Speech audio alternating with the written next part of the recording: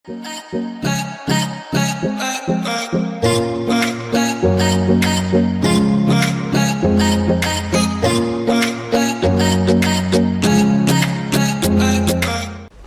होता है operating system, ये हमने लास्ट वीडियो के अंदर बहुत अच्छी डिटेल में ये चीज़ हमने समझी थी। ओके, लास्ट वीडियो के अंदर। अब जो है मैं आपको जो है ये समझाने जा रहा हूँ फंक्शन ऑफ ऑपरेटिंग सिस्टम। जो इसके बाद एक टॉपिक आ रहा है फंक्शन ऑफ ऑपरेटिंग सिस्टम, यानी कि कंप्यूटर जो है उसकी जो फंक्शन है वो कैसे काम करते हैं। ओके, तो सबसे पहले कुछ एक डायग्राम हमें दे दी है। यूज़र जो है वो सबसे पहले यूज़ करता है किसी सॉफ्टवेयर को, ठीक, या तो वो सिस्टम सॉफ्टवेयर होता है या तो वो एप्लीकेशन सॉफ्टवेयर होता है। जैसे हम मोबाइल जैसे ही उठाते हैं तो व्हाट्सएप हम यूज़ कर रहे हैं। अब व्हाट्सएप जो एप्लीकेशन सॉफ्टवेयर है, ठीक, ओके, बात समझ में आ रही है। फिर वो किससे कनेक्ट होता है? मोबाइल से कनेक्ट होता है, नहीं कि ऑपरेटिंग सिस्टम से डायरेक्टली वो कनेक्ट होता है। और ऑपरेटिंग सिस्टम जो है किससे कनेक्ट होता है? CPU से कनेक्ट होता है और डायरेक्ट रैम से कनेक्ट होता है और फिर IO से कनेक्ट होता है। उसके बाद जो डिस्प्ले होता है वो जाहिर सी बात है IO होता है, या तो वो इनपुट होता है, जाहिर सी बात है इनपुट से लेके प्रोसेस करता है आउटपुट तक। तो आउटपुट जो है हमें कहाँ पे शो करवाता है? डिस्प्ले पे हमें शो करवा देता है। डिस्प्ले हम आ जाता है, यानी कि ये जो हमने आउटपुट दे दिया जो भी है हमें कहाँ मिल जाता है? डिस्प्ले पे मिल जाता है, यानी कि LCD पे हमें वो डिस्प्ले मिल जाता है। ठीक, बात समझ में आ रही है? तो यूज़र को पहुँचा देता है system software, operating system, CPU, RAM, IO, फिर यहाँ से डायरेक्टली कहाँ चला जाता है? यूज़र के पास चला जाता है। ठीक, तो ये सिंपल फंक्शन है। ऑपरेटिंग सिस्टम जो है इस तरीके से काम करता है हमारे पास, सही। लेकिन कुछ चीज़ें ऐसी होती हैं जब हम ऑपरेटिंग सिस्टम को स्टार्ट करते हैं, यानी कि हमने सिस्टम को स्टार्ट किया तो वो कुछ चीज़ें चेक कर रहा होता है, उसको हम क्या बोलते हैं? बूटिंग। कि भाई वो क्या चेक कर रहा है? वो चेक कर रहा होता है भाई रैम वगैरह उसके अंदर लगी है परफेक्टली, जो अंदर की चीज़ होती है वो चेक करता है। हाँ, रैम मदरबोर्ड के अंदर हार्ड ड्राइव भी लगी हुई है, सही, रैम भी लगी हुई है, ठीक, ओके, उसको हम क्या बोलते हैं? बूटिंग। आप नॉर्मली अगर अपने कंप्यूटर को स्टार्ट करो तो HP का एक लोगो आता है, स्क्रीन आती है। IBM का मशीन है, आपका IBM की मशीन है तो IBM की स्क्रीन आती है, सही। डेल की मशीन है, डेल की स्क्रीन आती है। वो जो डेल का वो चल रहा होता है ना, लोगो वगैरह चल रहा होता है, IBM का चल रहा होता है, HP का चल रहा होता है, सही। IBM के अंदर जो थिंक सेंटर का चलता है, सही। तो ये सब चीज़ें जो है वो चेक कर रही होती हैं कंप्यूटर में, जितनी भी चीज़ें वो परफेक्टली फिट हैं, अटैच हैं, क्या कंप्यूटर में कोई ख़राबी तो नहीं है, अंदर ही अंदर कोई ख़राबी तो नहीं है। अगर कोई ख़राबी होगी तो कंप्यूटर स्टार्ट नहीं होगा, ठीक। इसी तरह रिसोर्स मैनेजमेंट भी है। रिसोर्स मैनेजमेंट क्या कर रही होती है? सिंपल कि वो ये चेक करते हैं भाई कीबोर्ड अटैच है या नहीं है, माउस अटैच है या नहीं है, LCD अटैच है या नहीं है। बात समझ में आ रही है? क्लियर है बात? बिल्कुल। अब LCD को तो बाद का नहीं करती है, लेकिन कीबोर्ड का चेक करती है। अब ज़ाहिर बात है इसमें जो है ना एलोकेशन और डी एलोकेशन आती है। अब पहले जो है आपने कंप्यूटर यूज़ करा तो पोर्ट नंबर 1 पे जो हमारा कीबोर्ड अटैच था, पोर्ट नंबर 1 पे कीबोर्ड हमारा अटैच था। बाद में जब आपने कंप्यूटर बंद किया तो कीबोर्ड निकाल के आपने पोर्ट नंबर 3 पे लगा दिया। अब जो रिसोर्स मैनेजमेंट ये चेक करके बताती है कि आपका जो कीबोर्ड है वो कौन सी पोर्ट से अटैच है। तो एलोकेशन डी एलोकेशन को चेक करी होती है कि हाँ यार अगर डी एलोकेशन है तो वो बताएगा भाई हाँ आपके पास जो डी एलोकेशन है कीबोर्ड आपका कनेक्ट नहीं है। अगर वो एलोकेशन था पहले से, फिर डी एलोकेशन हो गया, फिर एलोकेशन हो गया, तो बताएगा आपका जो कीबोर्ड है वो पोर्ट नंबर 3 में चला गया। ये आपके जो है बायोस के अंदर सारी इन्फॉर्मेशन आ जाती है। अगर आपको बायोस के बारे में अच्छे तरीके से पता है, ऑलरेडी बायोस कंप्यूटर के अंदर मौजूद होती है, ऑपरेटिंग सिस्टम के अंदर मौजूद होती है, कंप्यूटर के अंदर ऑलरेडी मौजूद होती है, विंडोज़ में तो बाद में आती है, सही। लेकिन कंप्यूटर के अंदर ऑलरेडी बायोस मौजूद होती है जिसका नाम है बेसिक इनपुट आउटपुट सिस्टम। ये सारी इन्फॉर्मेशन किसके पास जाती है? बेसिक इनपुट आउटपुट सिस्टम के पास जाती है, ताकि वो अपने कंप्यूटर की मैनेजमेंट को जो है आसान कर पाए, ठीक। इसके बाद जो है यूज़र इंटरफेस और कमांड इंटरप्रेटर। बायोस क्या होती है मैं आने वाली वीडियोस में अच्छे तरीके से आपको बताऊंगा बायोस क्या होती है, ठीक। ओके, कंप्यूटर का अपना प्रोग्राम होता है बायोस, वो डायरेक्टली जाहिर सी बात है इन दोनों चीज़ों को उसकी ज़रूरत पड़ती है, तो वो जाहिर सी बात है वो अपनी जितनी भी इन्फॉर्मेशन है उसको सेंड कर देता है, ठीक। क्लियर होगी बात? बिल्कुल सही। मेमोरी एक्सेस वगैरह नेटवर्क वगैरह चेक कर रहा होता है रिसोर्स मैनेजमेंट। आई होप ये बात आपको अच्छे से समझ में आ गई होगी। अब यूज़र इंटरफेस और कमांड इंटरप्रेटर के बारे में बात करते हैं। तो यूज़र इंटरफेस क्या है भाई, मैं आपको दिखा देता हूँ अच्छे तरीके से। मैं उसको स्केप करूँगा और यहाँ पे मिनिमाइज़ करूँगा। ये यूज़र इंटरफेस है हमारे पास, सही। ये क्या है? यूज़र इंटरफेस है, ठीक ठीक। आई होप ये बात आपको अच्छे से समझ में आई होगी। और ये कौन सा यूज़र इंटरफेस है? GUI, graphical user interface. I hope बात आपको अच्छे से समझ में आ रही होगी। मैं दोबारा यहाँ पर आ जाता हूँ और अब जो है मैं यहाँ पे F11 प्रेस करूँगा ताकि फुल स्क्रीन आ जाए हमारे पास, सही। मैं नीचे लेकर आऊँगा, तेज़ी से नीचे लेकर आ रहे हैं हम नॉर्मली अपने इस पेज पर आ जाएँ वापसी, ताकि आपको अच्छे तरीके से बात समझ में आ जाए। नीचे सेकंड चैप्टर है हमारा चल रहा है, तो सेकंड चैप्टर पर हम आ चुके हैं, लगभग आ चुके हैं सेकंड चैप्टर में हम। ये आ गया हमारे पास सेकंड चैप्टर, ठीक। ओके, क्लियर बात? बिल्कुल। अब जो है हम नीचे पढ़ लेते हैं थोड़ा सा। यूज़र इंटरफेस हमें समझ में आ गया। कमांड इंटरप्रेटर क्या है? मैं जैसे कहीं पे क्लिक करूँगा तो उसके पीछे जो है एक लिंक काम करती है। इसके पीछे क्या काम करती है? लिंक काम करती है। मैं आपको दिखा देता हूँ चल के। यहाँ देखें, मैंने कंप्यूटर को ओपन किया तो पीछे जो है एक लिंक ने काम किया अंदर ही अंदर। जब हम Microsoft DOS operating system use करते थे ना, तो क्या होता था, सिंपल हम जो है लिखते थे तो कंप्यूटर ओपन हो जाता था, ओपन द कंप्यूटर। सही, अगर मिसाल के तौर पे उसके अंदर हमने लिखा ओपन द कंप्यूटर, ज़ाहिर सी बात है उसके अंदर टैक्स हुआ करता था। मैं भी आपको जो इसके बाद एक वीडियो आएगी ना कंप्यूटर साइंस की, उसके अंदर आपको दिखाऊंगा कि कौन सा इंटरफेस होता है हमारे पास। एक होता है CLI, एक होता है GUI। मैं अभी CLI के बारे में बात करूँगा, जबकि इस वक्त जो मैं यूज़ कर रहा हूँ वो कौन सा है, GUI।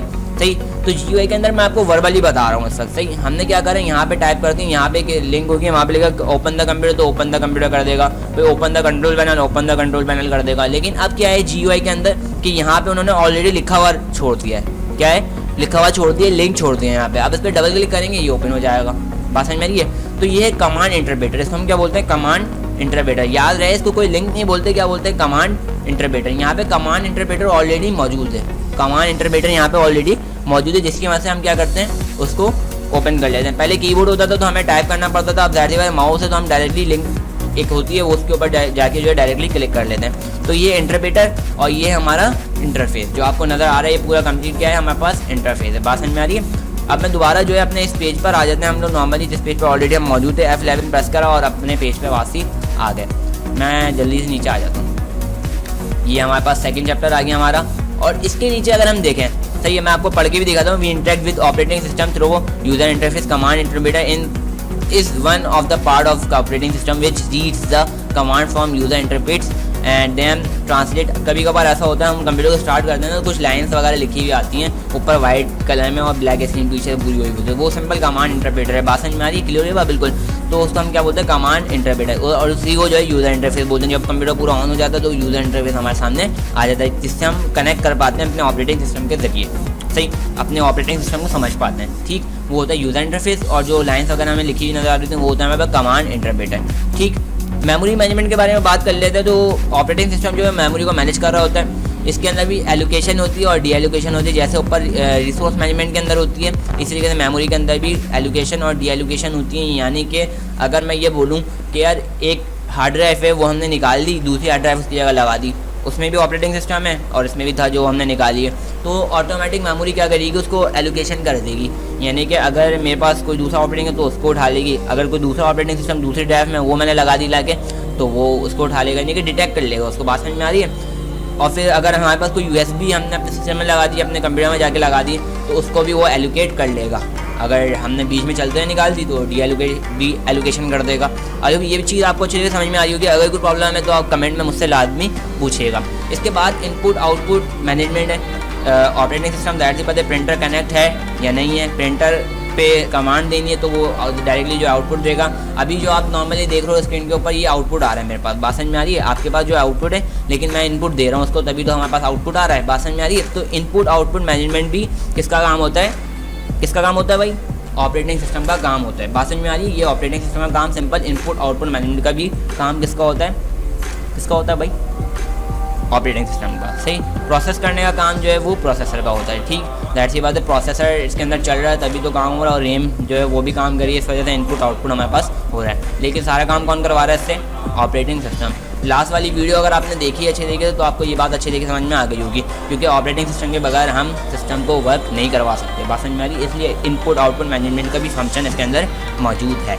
सही, इसके बाद चल रहे हैं फाइल मैनेजमेंट। आप कोई सा भी डेटा जो ऑर्गेनाइज कर सकते हो, MP3 का डेटा अलग कर सकते हो, MP4 का डेटा अलग कर सकते हो, यानी कि म्यूज़िक फ़ाइल अलग कर सकते हो। सही, और वीडियोज़ की फ़ाइल जो अलग कर सकते हो। हर चीज़ की जो है मैनेजमेंट यहाँ पे मौजूद है, आप हर काम इसके अंदर कर सकते हो। जैसे मेरे पास अगर मैं आपको दिखाऊँ, अब मैं ज़ाहिर सी बात है यहाँ से वापसी आता हूँ ना तो वो नीचे आ जाता है डायरेक्टली। मैं यहाँ पर आ जाता हूँ फिलहाल, यहाँ पे देखें मैंने अपनी मैनेजमेंट करी हुई, हर सॉफ्टवेयर को जो है मैंने एक जगह दी हुई है अपनी। ठीक, ओके, नीचे आ जाते हैं हम थोड़ा सा और यहाँ पे देख लें तो यहाँ पे भी मैंने हर चीज़ को अपनी एक जगह दी हुई है। ठीक, तो फाइल मैनेजमेंट भी ये कर सकता है, बहुत ईजीली तरीके से फाइल मैनेजमेंट करता है। ठीक, क्लियर ये बात बिल्कुल? आई होप आपको ये चीज़ अच्छे तरीके से समझ में आई होगी। अब चलते हैं थोड़ा सा और आगे और मज़ीद इसको समझते हैं। हम जो है बहुत ज़्यादा आगे आ गए और इस बार जो है बहुत तेज़ी से आगे आए भाई हम। ठीक, ओके, तो चलें थोड़ा सा वापसी पीछे आ जाते हैं। उफ माय गॉड, चलें ये आ गए हम पीछे। ठीक, F11 और हम अपने पेजेस पे वापसी आ गए। देखें ये है कमांड इंटरप्रेटर, जो नॉर्मली आपको ऐसे स्क्रीन नज़र आती है ना, इसको बोलते हैं कमांड इंटरप्रेटर। ठीक, आई होप आपको अच्छे समझ में आ गई हो गई है। अब चलते हैं फाइल मैनेजमेंट के आगे है प्रोसेस मैनेजमेंट। प्रोसेस मैनेजमेंट क्या चीज़ होती है? यानी कि जो हम प्रोसेस करवाते हैं, मिसाल के तौर पे एक जगह हमने MS वर्ड को ओपन कर लिया, एक जगह जो है MS एक्सेल को ऑन कर लिया, एक जगह MS पावर पॉइंट को हमने ऑन कर लिया, तो वो प्रोसेस करता है। मल्टीटास्किंग इसको हम बोलते हैं, क्या बोलते हैं, मल्टीटास्किंग। तो ये प्रोसेस होते हुए हमें दिखाता है पूरे हम जो है ये प्रोसेस कर रहे हैं, अभी जो हम ये प्रोसेस कर रहे हैं, ये कैसे ओपन होता है, ये जो पूरा डायलॉग बॉक्स आपको यहाँ पे नजर आ रहा है, ये कैसे ओपन होता है, इसके बारे में हम बात करते हैं अच्छे तरीके से। पहले थोड़ा पढ़ लेते हैं। Process is a job or activity to be performed by the system. Process management manage creation, deletion, suspension, ये सब काम, यानी कि डिलीटेशन, सबमेंशन, जो है उसको एक्टिविटी करना है, जो भी काम करना है उसको, वो उसको प्रोसेस करता है। तो ऑपरेटिंग सिस्टम का काम क्या है, वो प्रोसेस भी करता है। बात समझ में आ रही है, चीज़ों पे काम भी करता है, किसकी, with the help of CPU। किसकी मदद से करता है, CPU की मदद से वो सारा काम भी कर रहा होता है, प्रोसेस। अगर हमारा CPU फास्टर है तो फास्ट काम करेगा ऑपरेटिंग सिस्टम, अगर हमारा CPU जो है स्लो है तो वो स्लोअर काम करेगा। आई होप ये चीज़ आपको अच्छे से समझ में आ रही होगी। अब मैं जो है आपको दिखा देता हूँ कि टास्क मैनेजर कैसे ओपन होता है। ये जो पूरा डायलॉग बॉक्स आ रहा है आपके पास, इसका हम क्या नाम देते हैं, टास्क मैनेजर, और ये विंडोज़ 10 के अंदर ही मौजूद होता है हमारे पास। सही, अगर विंडोज़ 7 के अंदर आप इसको देखना चाहते हो तो विंडोज़ 7 के अंदर जो है वो एक अलग तरीके का टास्क मैनेजर होता है। यहाँ पे जो है मैं एस्केप प्रेस कर रहा हूँ और यहाँ पे मैं प्रेस करूँगा कंट्रोल शिफ्ट एस्केप। आपके कीबोर्ड पे बटन होता है, कंट्रोल का बटन आप प्रेस करोगे, साथ में शिफ्ट का बटन प्रेस करोगे और साथ में क्या प्रेस करोगे, एस्केप।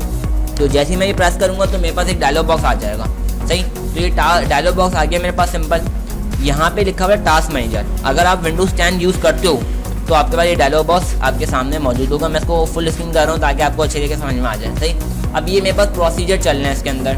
ठीक, मेरी रिकॉर्डिंग जो है बैडीग्राम से हो रही है। सही, ये सब आपके सामने प्रोसीजर मौजूद हैं, भाई क्या क्या मेरा सिस्टम जो है सब प्रोसेस कर रहा है। ठीक, जो कर रहा है ये आपको यहाँ पे शो करवा रहा है। तो आप यहाँ से देख सकते हो क्या क्या प्रोसेस हो रहे हैं यहाँ पे। ठीक, ओके, क्लियर हो रही है बात बिल्कुल। मैं दोबारा जो अपने इसी पेजेस पर आ जाते हैं वापसी, और अब जो है मैं दोबारा इसको लोड कर लेता हूँ। अब हम दोबारा यहाँ पर आ गए तो यहाँ पे देखें तो सिंपल वही चीज़ आपको अच्छे से समझ में आई होगी। हम क्या प्रोसेस कर रहे होते हैं, एक से ज़्यादा चीज़ें हम प्रोसेस कर सकते हैं। यानी कि जो ऑपरेटिंग सिस्टम, अगर विंडोज़ 10 की बात करें, विंडोज़ 7 की बात करें, विंडोज़ 8.1 की बात करें, विंडोज़ 8 की बात करें हम, तो ये क्या है, मल्टीटास्किंग ऑपरेटिंग सिस्टम है। मल्टीटास्किंग ऑपरेटिंग सिस्टम यानी एक साथ बहुत सारे काम कर सकते हैं। ठीक है, यानी कि एक बंदे को आपने 10 काम दे दिए, अब वो सारी बात है 10 काम एक साथ नहीं कर सकता, लेकिन हमारी जो विंडोज़ है, जो ऑपरेटिंग सिस्टम है, ये हमारा एक साथ 10 काम कर सकता है। ठीक, तो प्रोसेस मैनेजमेंट भी जो है ऑपरेटिंग सिस्टम के पास भर के होती है। ये आराम से जो हर चीज़ पे काम कर सकता है। बस आपका प्रोसेसर जो है ना, CPU, वो आपका पावरफुल होना चाहिए। अगर आपका Core 2 है, नॉर्मली आप 2-3 काम करवा सकते हो। Core i1 है, आप 2-3 काम मज़ीद करवा लोगे आप उससे। सही, अगर Core i5 है तो आप अच्छे खासे 5-6 काम करवा लोगे। Core i9 है तो आप और मज़ीद जो है काम अच्छे खासे निकाल दोगे। इसके अलावा AMD के भी प्रोसेसर आते हैं, इंटेल के भी प्रोसेसर आते हैं। इंटेल अभी जो Core i1 वगैरह नाम ले रहा था मैं, Core i5 वगैरह, ये इंटेल वालों के प्रोसेसर है। AMD के भी आते हैं। सही, फिर उनके गीगाहर्ट्ज़ की स्पीड जो है बहुत ज़्यादा मेजर करती है। गीगाहर्ट्ज़ क्या होते हैं, प्रोसेसर क्या होते हैं, मैंने इसकी पूरी वीडियो अपलोड करके रखी है अपने चैनल पे, वो जाके आप लाजमी देखें तो आपको अच्छे तरीके से समझ में आ जाएगा प्रोसेसर क्या है। ठीक, आपको इतना बता दिए, प्रोसेस का जो फंक्शन है वो ऑपरेटिंग सिस्टम के अंदर मौजूद है, और एक से ज़्यादा टाइम, यानी कि एक से ज़्यादा चीज़ों को वो प्रोसेस कर सकते हैं। 10 चीज़ें दूंगा, 10 चीज़ों को प्रोसेस करेगा एक ही वक्त में। बात समझ में आ रही है। बस आपका प्रोसेसर जो है, आपका जो CPU सेंट्रल प्रोसेसिंग यूनिट है, वो आपका पावरफुल होना चाहिए। सही, आगे चलते हैं। आगे हमारा एक लास्ट फंक्शन इसका बचता है, जो इससे ज़्यादा फंक्शन है इसके अंदर, लेकिन बुक में इतने फंक्शन डिफाइन करें तो मैं ज़ाहिर बात आपको इतने ही फंक्शन आप यहाँ पे आपको समझाऊंगा। तो यूज़र मैनेजमेंट के बारे में बात करें, in modern operating system user management describe the ability of administrator to control user access to various computer resource like software, IO device, storage system, network, etc. कहने का मतलब सिंपल इतना है। यूज़र मैनेजमेंट आपको समझा देता हूँ अच्छे तरीके से। मैं अपने डेस्कटॉप पर आ रहा हूँ। ठीक, इसको मैं बंद कर देता हूँ। अब यहाँ पे आपको मेरा डेस्कटॉप नज़र आ रहा है। ठीक, मैं एक से ज़्यादा जो है डेस्कटॉप इसके अंदर क्लियर कर सकता हूँ, एक से ज़्यादा डेस्कटॉप इसके अंदर क्रिएट कर सकता हूँ, लेकिन मैं ज़ाहिर सी बात है यहाँ पर डेस्कटॉप क्रिएट करूँगा तो मेरी जो रिकॉर्डिंग है वो ऑफ हो जाएगी। इस वजह से जो मैं यहाँ पे कर नहीं सकता काम। बात समझ में आ रही है। लेकिन आपको मैं बता देता हूँ कहाँ से होता है। आप कंट्रोल पैनल में आ जाओ यहाँ पे। सही, कंट्रोल पैनल में आने के बाद यहाँ पे यूज़र अकाउंट का एक ऑप्शन होता है। यूज़र अकाउंट में आ जाओ आप, यूज़र अकाउंट्स में आ जाओ। यानी कि एक तरीके से जो है ना, अकाउंट्स आपको इसके अंदर क्रिएट करने, क्या करने हैं, अकाउंट्स आपको क्रिएट करने हैं इसके अंदर। जैसे फेसबुक है, सही, फेसबुक एक ही है, फेसबुक क्या है, एक ही है, लेकिन उसमें हर बंदे का अपना अकाउंट होता है। इसी तरीके से घर में कंप्यूटर एक ही है, लेकिन हर बंदे का अकाउंट अलग होगा उसके अंदर। तो यूज़र मैनेजमेंट भी जो है ऑपरेटिंग सिस्टम ने आसान कर दी है। अब मिसाल के तौर पर एक बंदा बैठा, उसने जो है लोगो जितने भी ये आइकन्स थे मेरे पास, उसने उठा के यहाँ कर दिए। बात समझ में आ रही है। उसने उठा के यहाँ पे कर दिए सारे। अब वो बोला मुझे जो है ना सेंटर में आइकॉन्स पसंद है। तीसरा बंदा बैठा, उसने बोला भाई मुझे जो आइकॉन्स है ना वो सारे यहाँ पे पसंद है, इस जगह पे। सही, तो हर बंदे का अकाउंट अलग होगा, हर बंदे की तस्वीर अलग होगी। हर बंदे का टावर अलग होगा तो काम आसान हो जाएगा, यानी कि हर बंदे का अपना अकाउंट बना हुआ होगा। बात समझ में आ रही है? जैसे मेरे पास तो अभी सिर्फ एक ही अकाउंट बना हुआ है, क्योंकि दैट सी बात है मैं अकेले यूज़ करने वाला हूँ अपने कंप्यूटर को। तो यहाँ पे जो मेरा इतना कोई ज़्यादा इतना यूज़ नहीं है, तो मैं अकाउंट बनाता भी नहीं हूँ। हाँ, अगर आप चाहते हो कि आप अकाउंट बनाओ तो मैनेज अनदर अकाउंट पे क्लिक करना है यहाँ पर आके, और फिर यहाँ पे जो एक add a new user in PC setting, सही, तो आप यहाँ से ऐड भी करवा सकते हो। सही, अगर आपने विंडोज़ 10 की मेरी अच्छी तरीके से वीडियोस देखी हैं, जो विंडोज़ 10 के पूरे ट्यूटोरियल में चल रहे हैं, तो उसके अंदर मैंने अच्छी तरीके से ये चीज़ सिखाई है, तो उसके अंदर आप जाके चेक कर सकते हो किस तरीके से सारा काम हमारे पास हो रहा है। ठीक, क्लियर हुई बात? बिल्कुल। आई होप ये वीडियो जो आपको अच्छे से समझ में आई होगी। अगर कोई प्रॉब्लम है और फंक्शंस के अंदर कोई दिक्कत, आपको कोई मसला हो रहा है इसके अंदर, सही, ठीक, आजकल थोड़ी हिंदी विंदी चढ़ गई है मेरे ज़बान के ऊपर जो है ना, सही, तो थोड़ा सा मसला हो रहा है, कोई मसला है, या पिछली किसी वीडियो में कोई मसला हो रहा है, कोई चीज़ आपको ऐसी हो समझ में नहीं आई हो ख़ास तौर पे जो है कंप्यूटर साइंस के हवाले से, तो लाजमी जो है आप मुझे कमेंट में बताएं। थैंक्स फॉर वॉचिंग एंड अल्लाह हाफिज़।